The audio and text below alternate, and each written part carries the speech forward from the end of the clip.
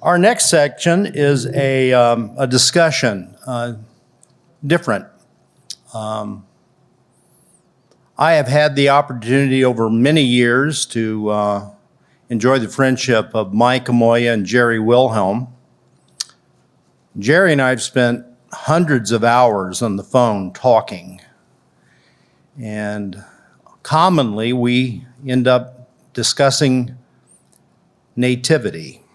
And I got to thinking, it's really a shame that more people can't participate in that. So we're going to have a discussion today with two of the top plant people I've ever met. And we're going to do it in a David Letterman format where they will have a discussion. I'll offer a little bit of introductory information. We don't know where it's going.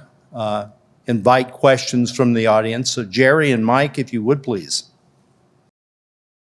One of the things that Jerry and I have talked about a lot regarding nativity, he told me one of the more profound questions that he's ever fielded came from Mike a number of years ago.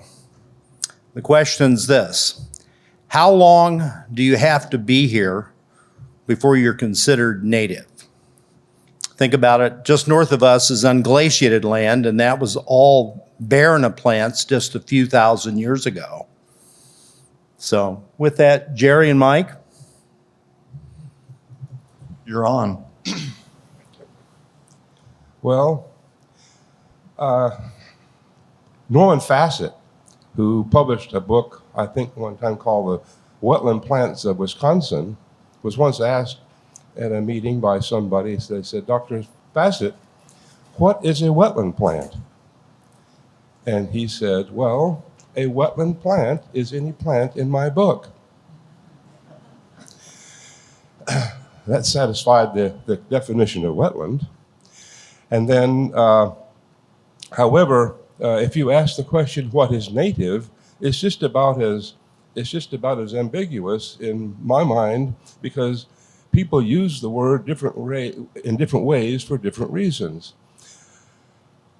What we have done with our language, what anybody does with any language, is makes words with definitions. And the definitions that have common meaning, presumably, and then those can be used in communication with other people who are presumably using similar words with similar background. I remember a story actually told by a Bloomington author, one of my favorite authors, James Alexander Thom. I think he wrote it in the book Panther in the Sky, about the life of Tecumseh. And Tecumseh, the Shawnee were in the late 1700s were getting Bibles and books off of flatboats along the Ohio River. And Tecumseh was fascinated about this, and he went to his older brother, Chictica, and he said, look, Chictica, what the white man can do. He can make the other white man hear him, even though the lips don't move. And not only that, Chictica, he doesn't have to be there. And Chictica looked at Tecumseh, who was just a younger brother, and said, Tecumseh, this is why the white man's so confused. Is because he traps the words from out of the air, like he does the land, and puts edges on them that you can't see.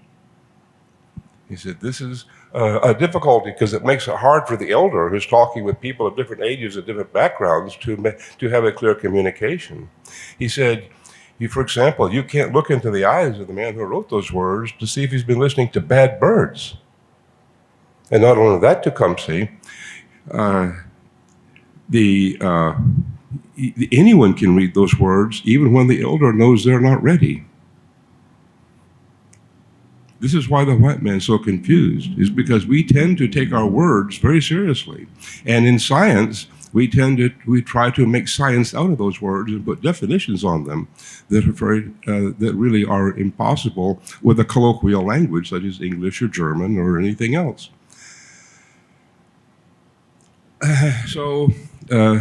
I'll just tell a brief story about a lady. When Laura and I produced our last Flora, we had changed the nativity rating of Rubus odoratus from native to adventive. because this last book, we made an attempt, just the way Tony and Ed have done, to try to give the first look at the first appearance in the record of any species or any specimen for the region, so that we could try to help it enhance our understanding of which species were here prior to settlement and which species weren't. And Rubus odoratus was mostly known from around Highland Park, particularly in places where Jens Jensen was creating naturalistic landscapes. And of course, Flora, Michigan has it only from the eastern part of the state. And I don't recall, Tony, if you demurred on whether it was native or not, but in any event, we concluded that we had no evidence to consider it native. Well, this lady called up just absolutely furious. And she said, "You have changed Rubus odoratus from native to native." And we said, "Yes." "Well, how can you do that? I have only native plants in my garden, and I love that plant." And I said, "Well, if you like the plant, why don't you keep it in your garden?" She says, "Because all we have is native, all I want is native plants." That was it. That was the end of the conversation. I haven't spoken to her since. And so then you have to ask the question, why did we ourselves even think it's important to put in our book those plants that were not native in a different type font than those that were? We started this as a strategy in 1979 in plants of the Chicago region, so that students who didn't know the plants very well could be maybe keying out a plant in a meadow or a prairie, and if they didn't, and if they keyed it out and all of its associates, or many of them were in italics, like they wouldn't be inspired. And they would just think, "Oh, I'm in another weedy pasture." On the other hand, if they were in the middle of a prairie and keyed out a plant and all of the associates were in a standard type font, even though they didn't know they were what they were, they could say, "Oh my goodness, I'm in some place very special," so that they would become inspired and want to find more places like that. And this is part of what inspired me to become a botanist, was that a fellow had showed me a remnant landscape that was all natives, and I think I want, and he explained to me that where I was in America, and that if you messed with it, it wouldn't grow back. And so I wanted to find out all in my life, wherever I was, whether or not I was in America. I knew the only way to discover that was to learn the plants. So anyway, that was an approach we used. Also, then, however, that generated a problem, because all plants that are native weren't necessarily in high-quality systems. For example, Lepidium virginicum and Ambrosia artemisiifolia are native and are quite at home in Kmart's parking lot, just off to the edge where there's gravel. And so they're not inspiring. In fact, there's a whole cohort of species that probably co-evolved with Indian encampments and human habitations in their kitchen middens and compacted soil and areas of deposition of nutrient-rich waste that sort of like our old world camp-following flora followed them around. So in order to, all right, now I have to say that the reason that became important to us also was in 1970, in January 1st, 1970, the National Environmental Policy Act, 1969, recommended that in our assessment of land, we make a determination if the impact on that land would be irreversible or irretrievable. Because the presumption was, or the ethic was, that those landscapes, the impacts upon which would be deleterious, would be impacts we would try to avoid as a people and as a culture. So we had to know which species or which array of species in a landscape were such that if impacted, it would be denigrated.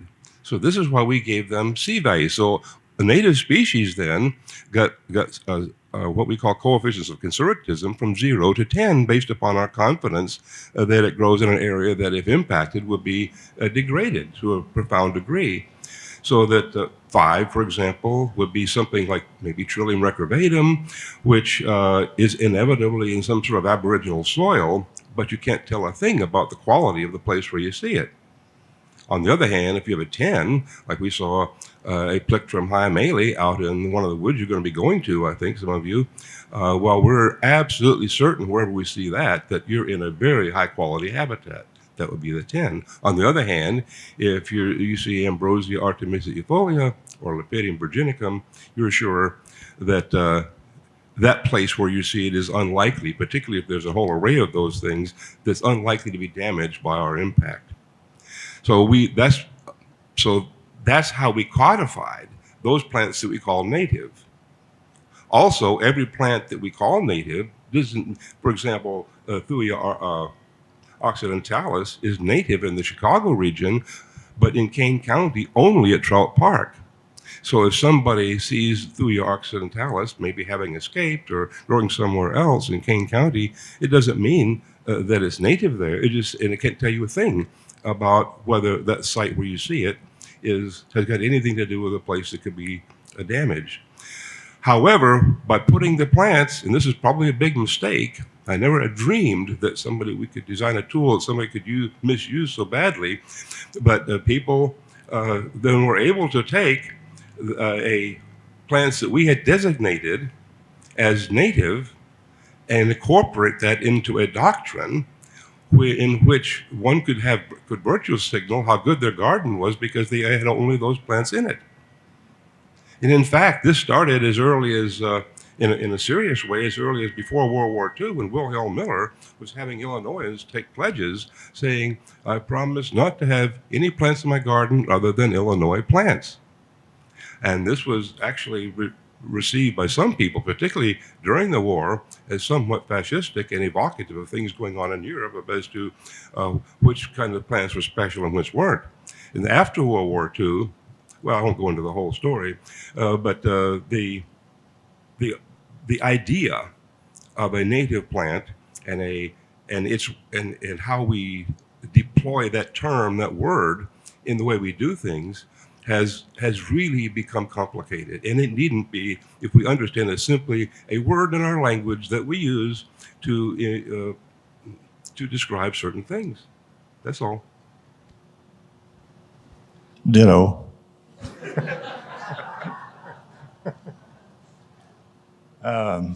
Yeah, how can I top that?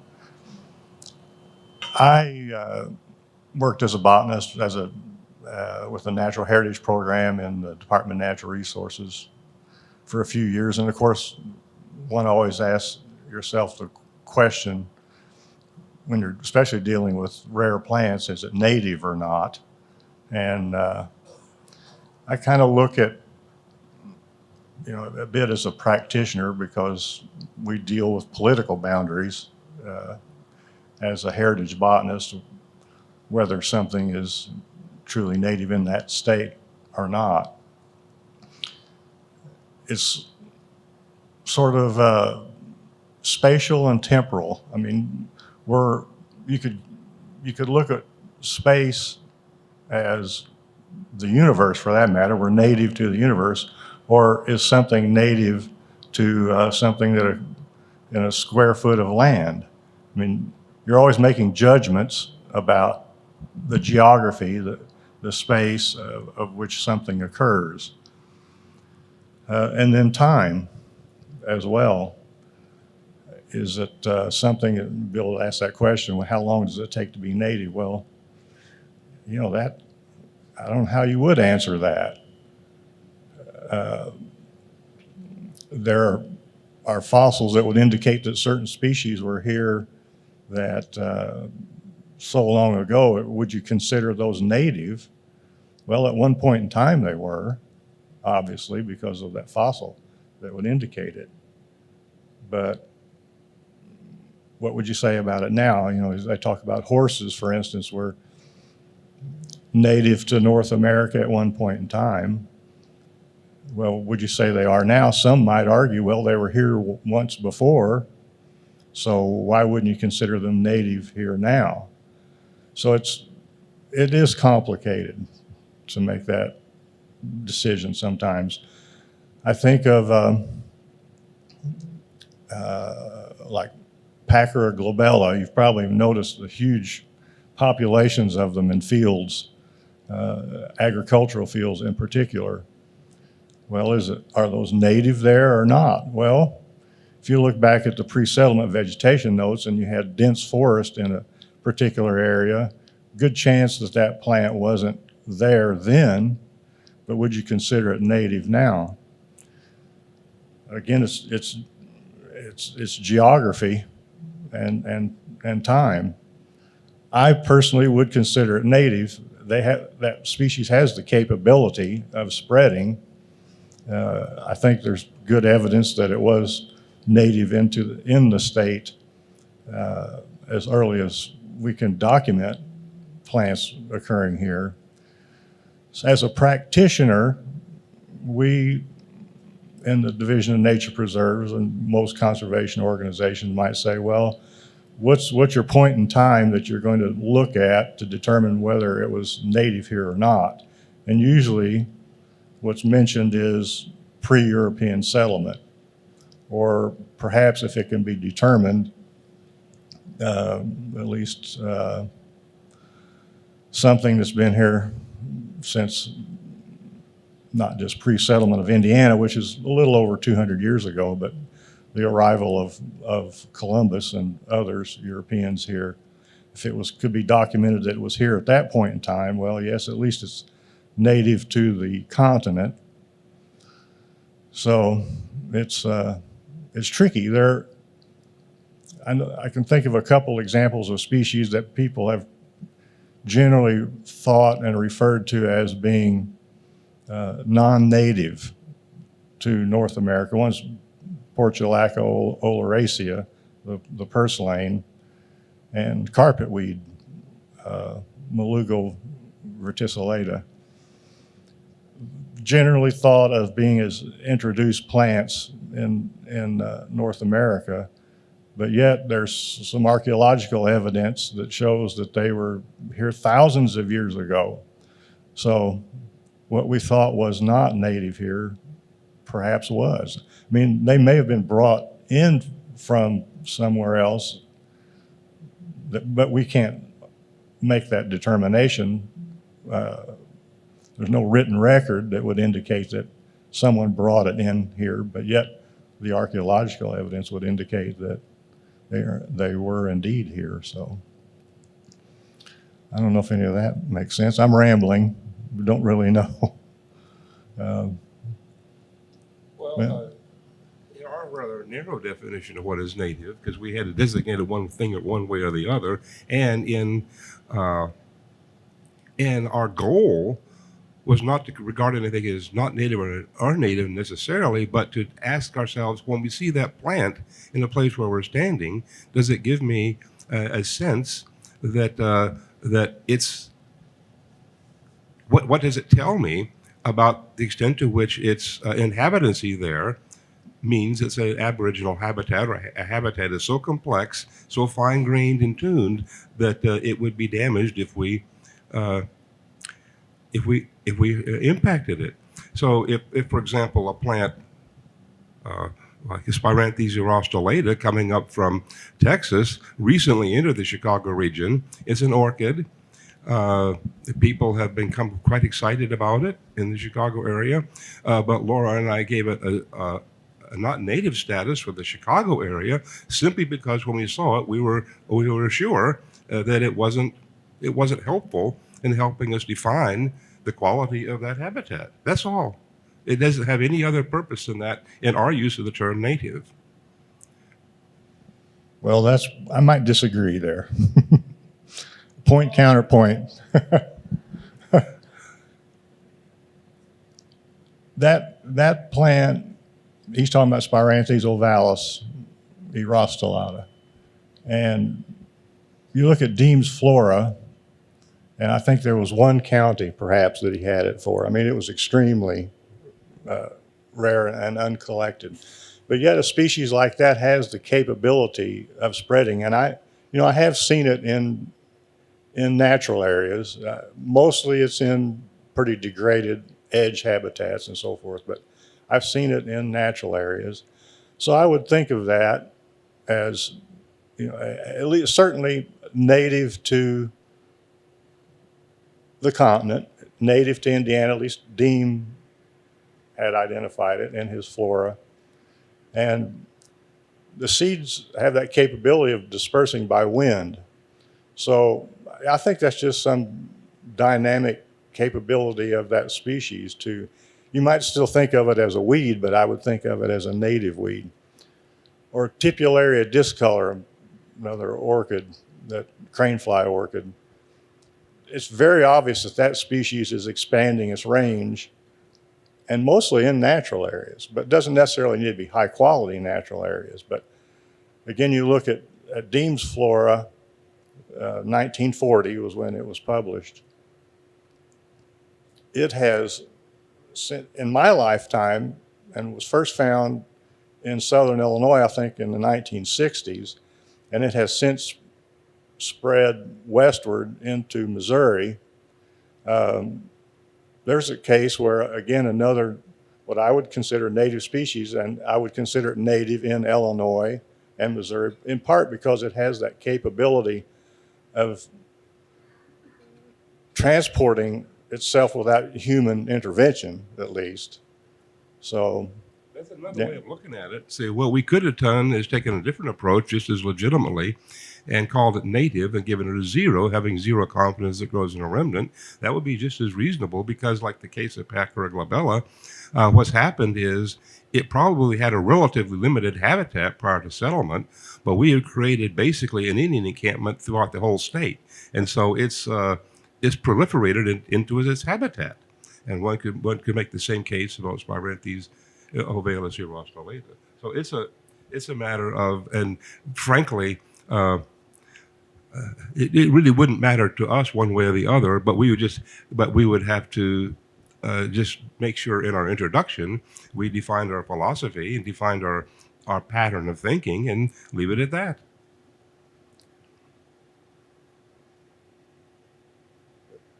there we go. Yes, sir. I've been teaching field botany classes. Can people hear me today? Yeah, you can. Okay. Bill, should I go up to a microphone? Yeah.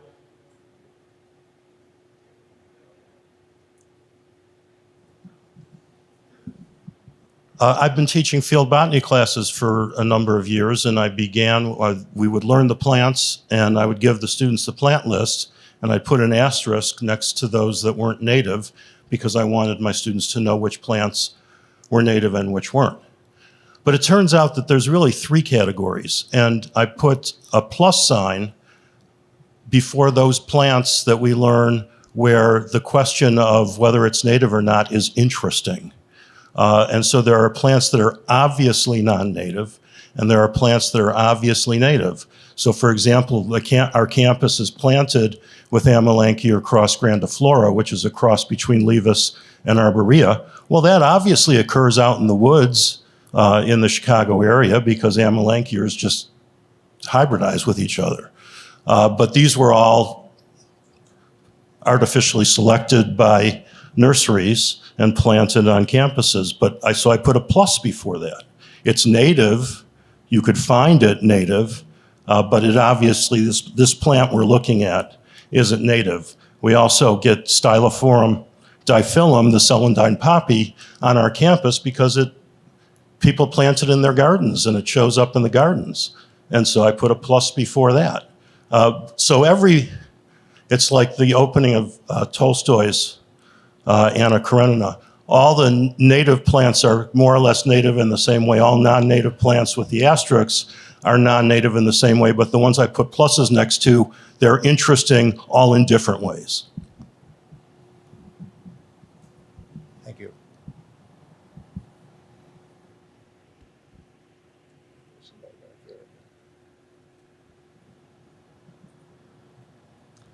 Well, let's open the dialogue a little bit further and ask what will happen to definitions with climate change, because what I'm hearing Mike say is that some of these are perhaps moving in response to how humans have changed the world around them.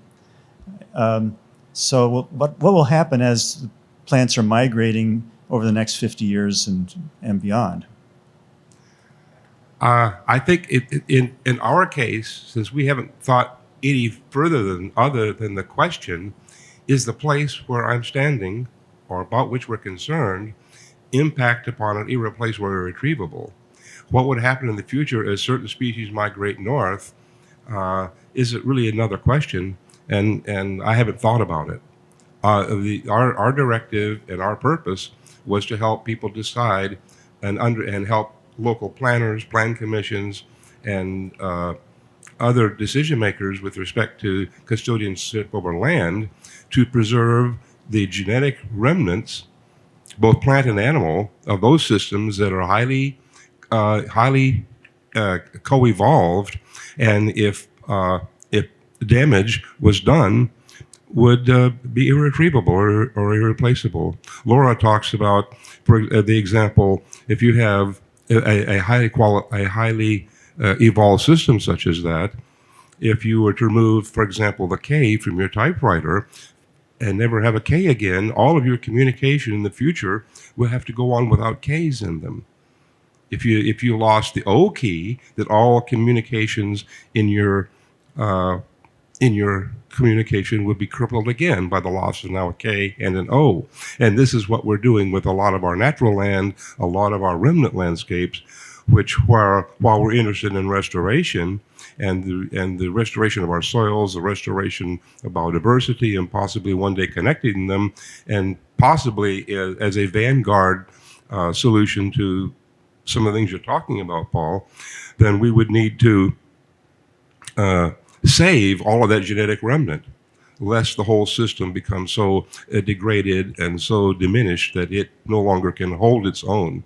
And so anyway, that's all the farther we've taken it, is of the genetic resource that we have remaining, not just the individual species, but the collaboration of those species co-evolved with other species, the soil, all of the abiotic and biological infrastructure that support those high-quality species, those conservative species, remain intact, and that we help our people become convinced that it's really, really important that the next generation go into a world that still has some life left in it, and perhaps a model of how to live a sustained life and relationship with the landscape.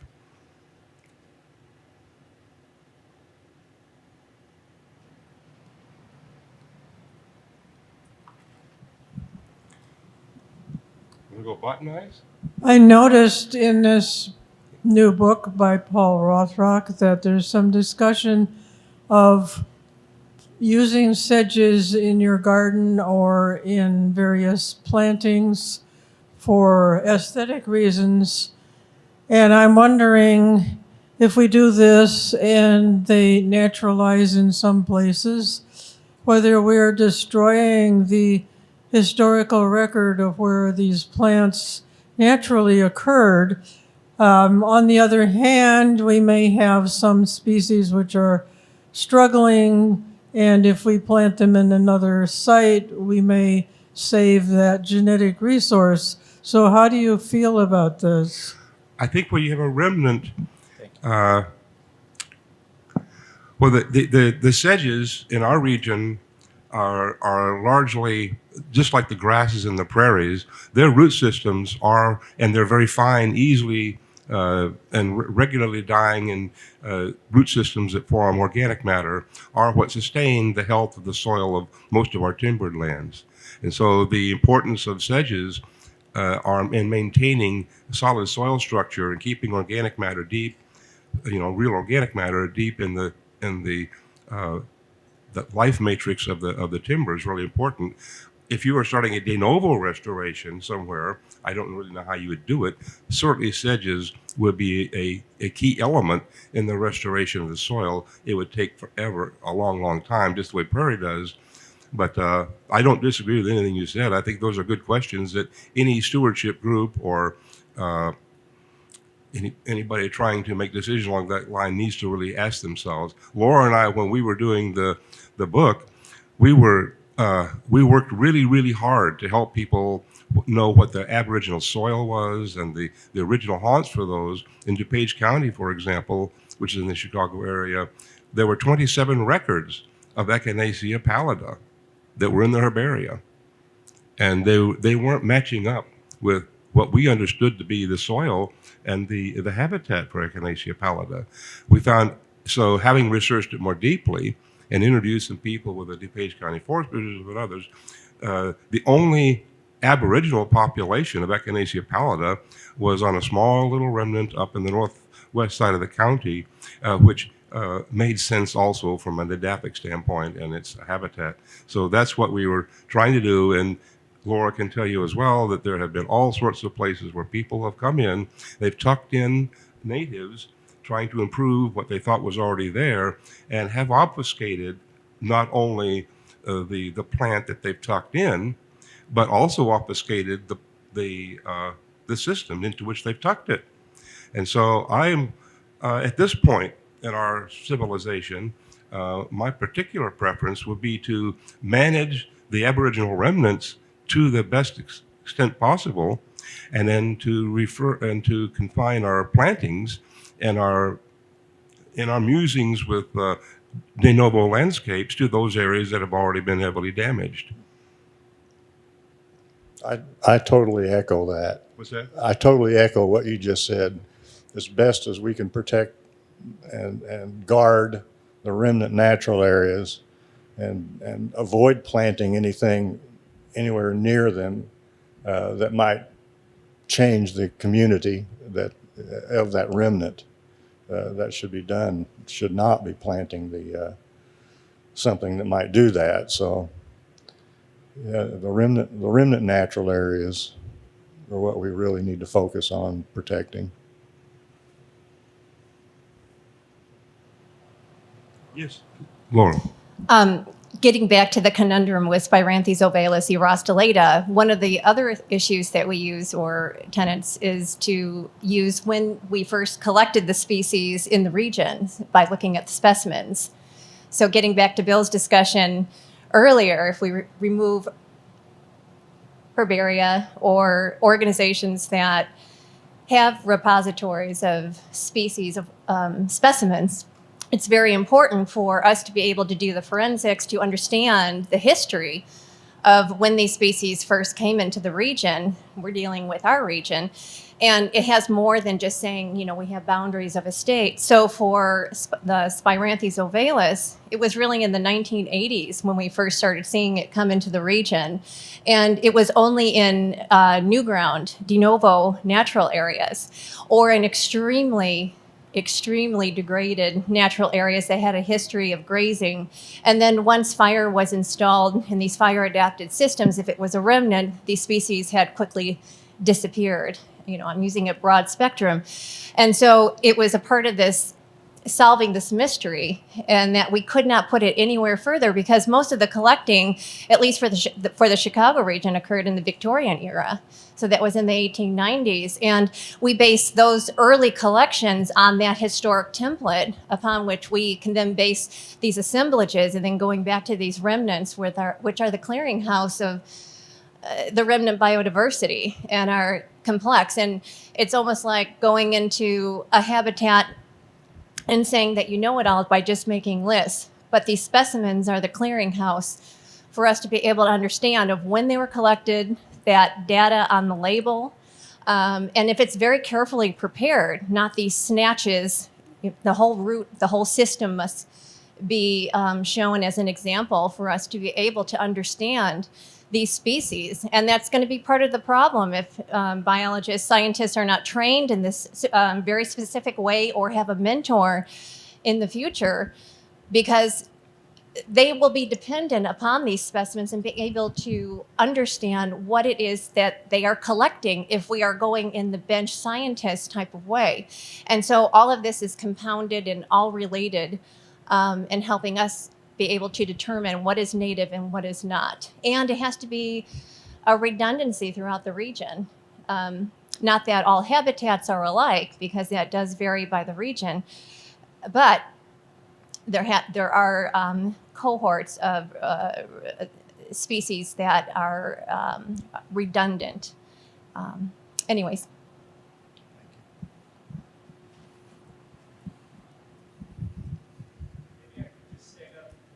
Perfect. I guess first a comment, the honeybee that was introduced in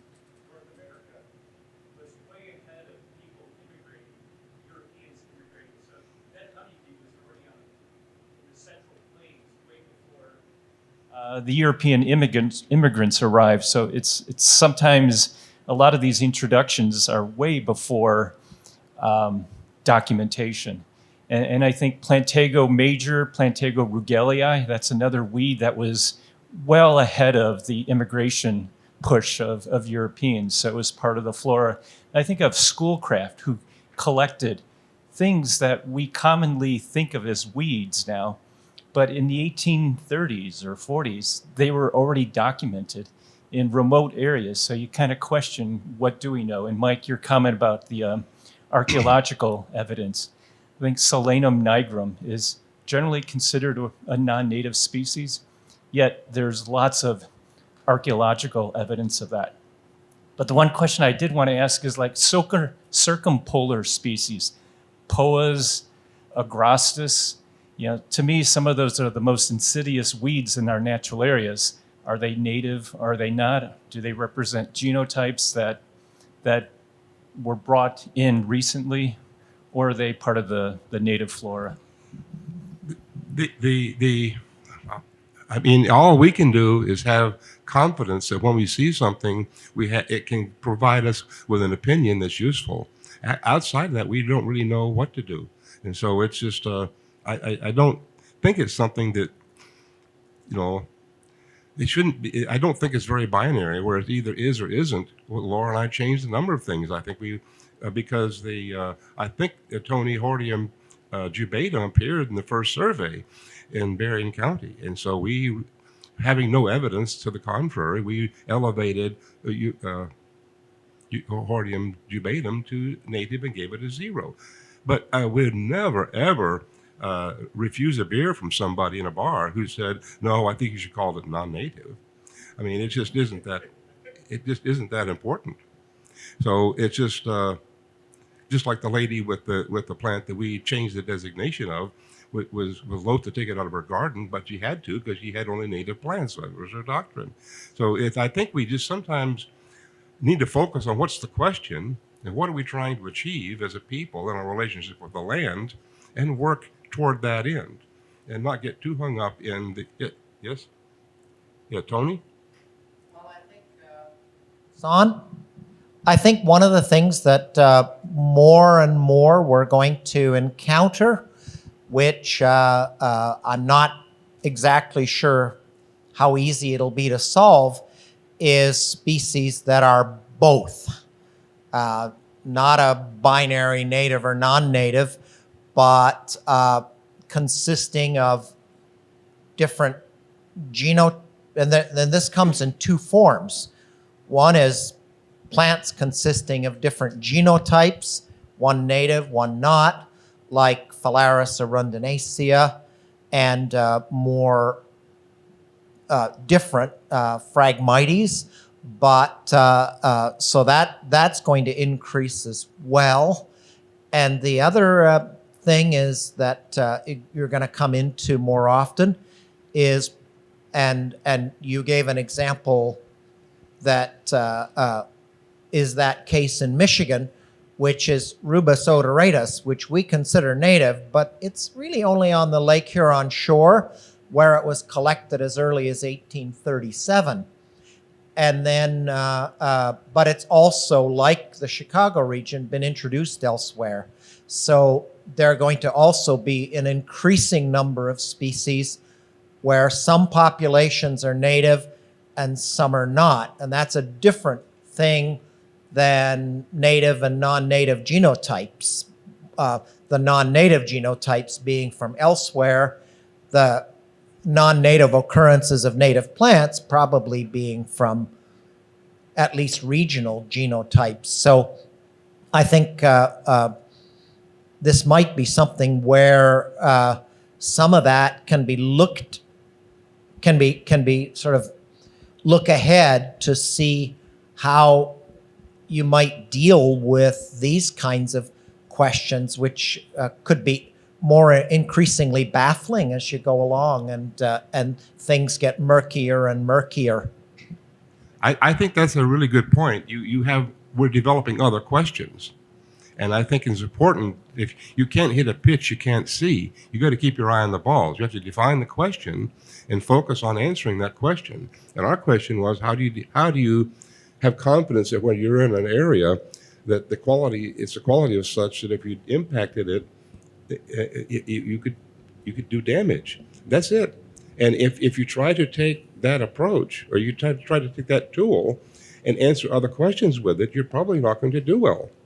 So I think it's really important to focus on what is your question, and then it's really a whole other science as to how you define native and how you define your understanding, or how you deploy that understanding in whatever it is you're trying to do. But I think I can tell you that it's really, if you're working on a car and you're worried about the air-fuel mixture in your carburetor, you don't pull out your hammer and start beating on it. You have to come up with another tool and another arrangement of skills in order to figure out that question.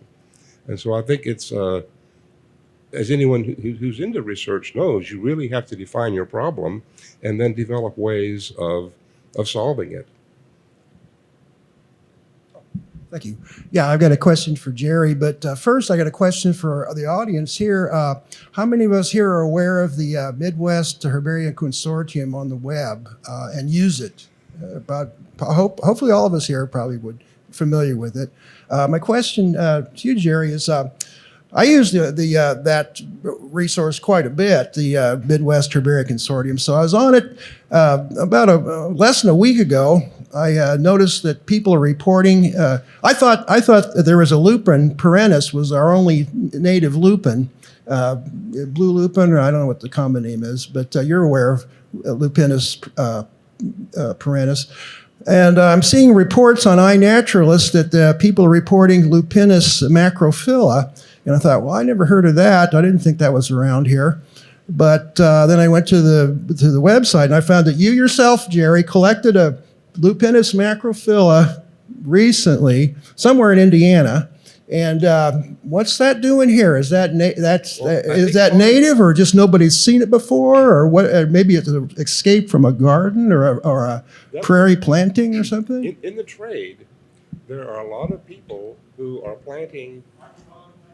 I'm sorry. In the nursery trade, there are people who are selling things that aren't what they are set up to be. But Lupinus perennis has a reputation for being a high-quality plant in some of our sandy areas and other places. And some of the plants in the trade are Lupinus polyphyllus, and they get planted out there, and they do well, and they'll expand. Another plant, I was with a friend of mine the other day, and she said, look at my Carex pennsylvanica. And she just proudly purchased several plugs of what was sold as Carex pennsylvanica, but it's all turned out to be Carex radiata. And so, sometimes things, most of many of the things in the trade that are sold as Coreopsis lanceolata, which is native to our sandier prairies, are actually Coreopsis grandiflora, which is not native. And so that's one of the reasons you have to have that's just the vicissitudes of marketing and all the things that go along with that kind of.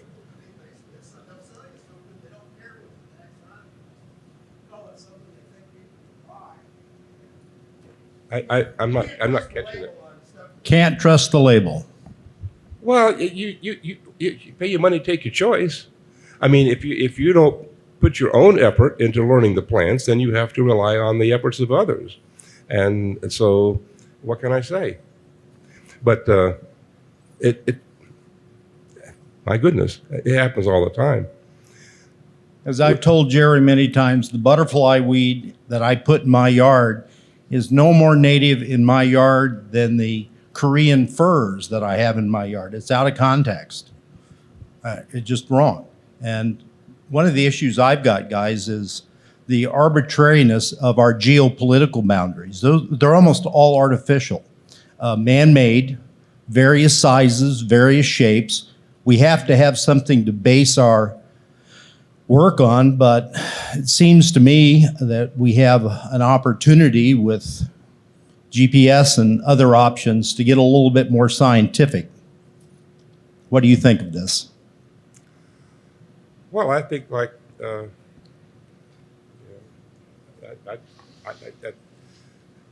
In other words, dot hunting on maps. It's a hobby that we try to get all the dots in the state, but one county may be 8 times bigger than another county. if you plant in your garden Dahlia candida, and you expect Dahlia purpurea to pop up next to it, simply because you've done such a good job planting Dahlia candida, that's unrealistic. Same way with, as Laura's pointed out, with many of the bees. Most of our bees are confined to remnants. You can plant native plants in your garden, but you won't find the native bees won't come there to a large extent. Laura can speak to that specifically.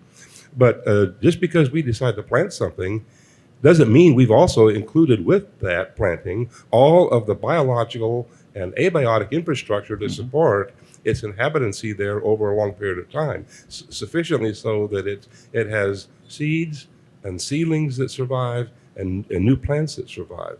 So in a garden, what you're planting is the plant that you've planted, and then it dies, and maybe you liked it and plant another one. But in a remnant landscape, that's a whole different thing going on. The seeds that come from the plants that are aboriginal to the place have, over the long course, the capacity to recombine DNA and adapt to the subtle vicissitudes of changing times at the rates at which mountains rise and fall, not the rate at which gardeners become disappointed with the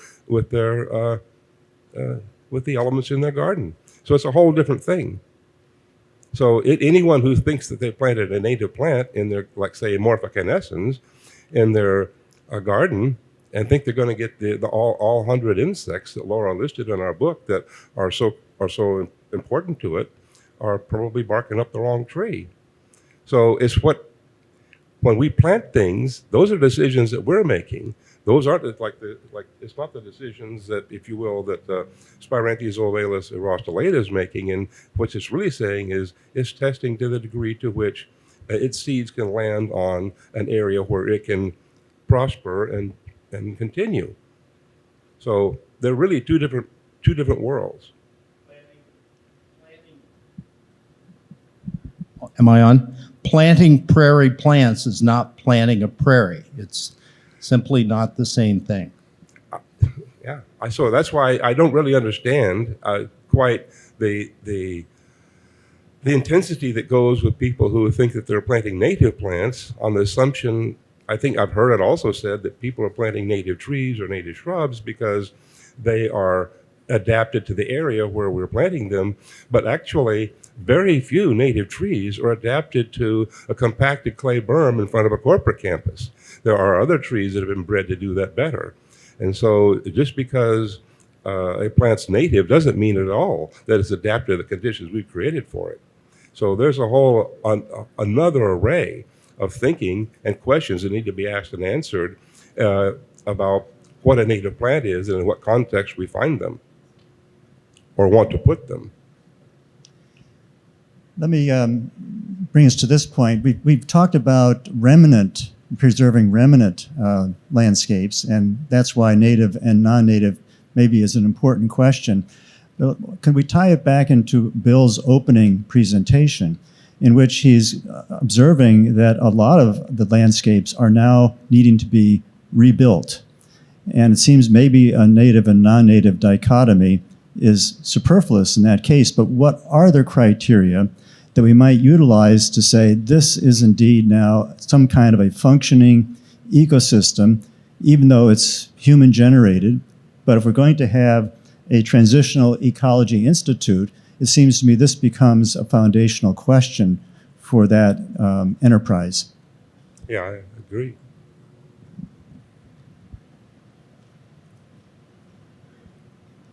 I also contend that native, non-native, it's binary. It's also very artificial. It's also wrong. We tend to lump things into us, them. Us is the natives and them are the non-natives, and that's not helpful in any way. 99.9% of our exotics are just fine. Your lunch is going to be all non-natives.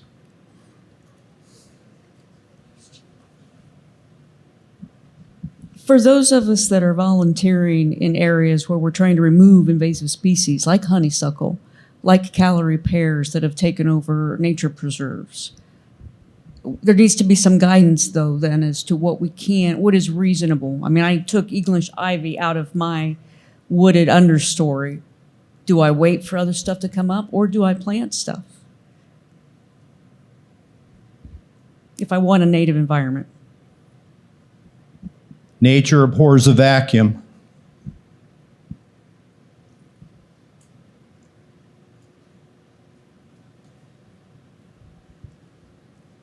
Anything else? Yes, sir. Well, that last comment you made, I advocate as to if you remove, you got English ivy growing in your yard, you remove it. What do? Do you plant something?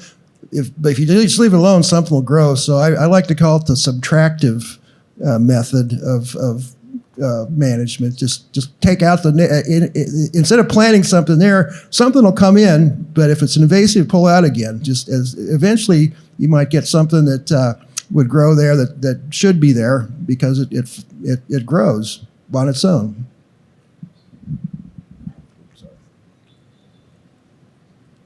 Anyone else?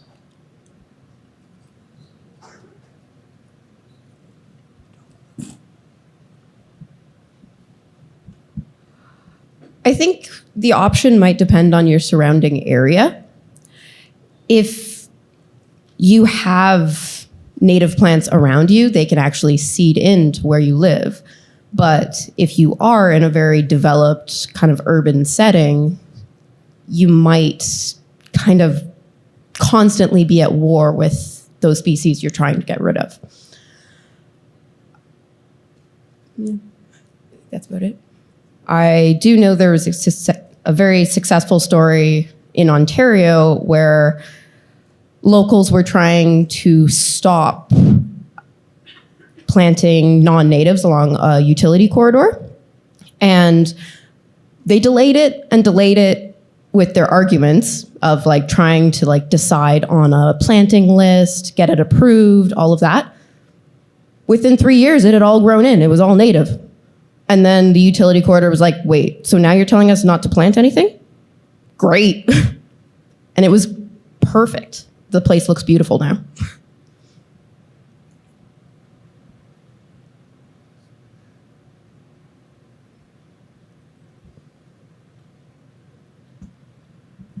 I'll go a little bit beyond that even. Do we need to keep in the back of our minds the concept that in the future we'll have to think about novel combinations of species, novel communities, conceivably even ones that in our tremendously altered conditions are better than nothing and could even include diversity beyond what originally might be growing on that site. I mean, there's so much degradation in some areas that, how will plants cope with that? And is it better to have something there than nothing at all? So, yeah, there seems to be a pattern emerging in the thinking that we do need to, while our question was how do we save the remnants, where do we go from here in terms of like the 99.9% of the land that isn't remnant? And how do we move in? And that's like Bill was talking about a new institute where we explore these things. I think those are really good questions as to how we want to go forward with it. I was going to comment about Tony's novel combinations, or really novel environments. We have major portions of the country, the climatic models, and I'll point to the southeastern U.S., it still has meaningful amount of somewhat native vegetation cover, but the climatic conditions going forward will be totally novel, nothing that particular ecosystem has ever experienced.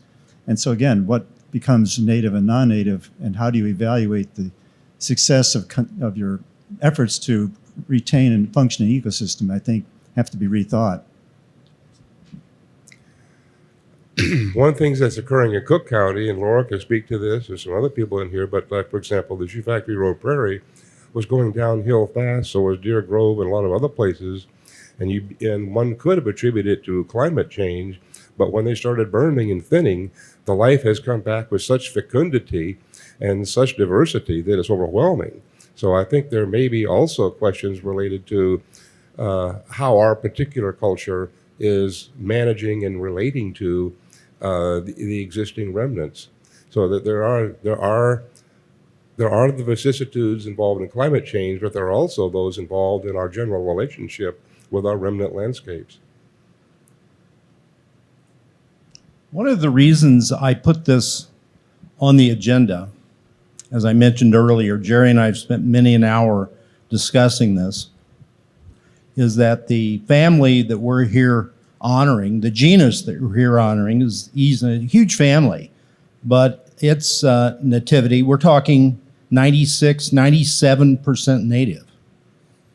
That can't be said of a lot of groups. I find that very interesting, why carex would have such a high degree of nativity, and that you look at the mustards, and the mustards are like 60% weeds. I find that interesting. Wonder if you have any comments on that. It's an interesting observation, but I think it's a question that pursued has relevance to where we go in the future. One of the things that we left out in the publication of Jerry and Laura's book, we had to reduce the page count. In the 4th edition of Plants of the Chicago Region, there's an absolutely spectacular assemblage of families, natives, non-natives, and he and Floyd did a remarkable number. You can learn a great deal from that. That's something that's only available in the 4th and the 3rd edition of Plants for the Chicago Region. So, any other questions? Excellent. Thank you, gentlemen.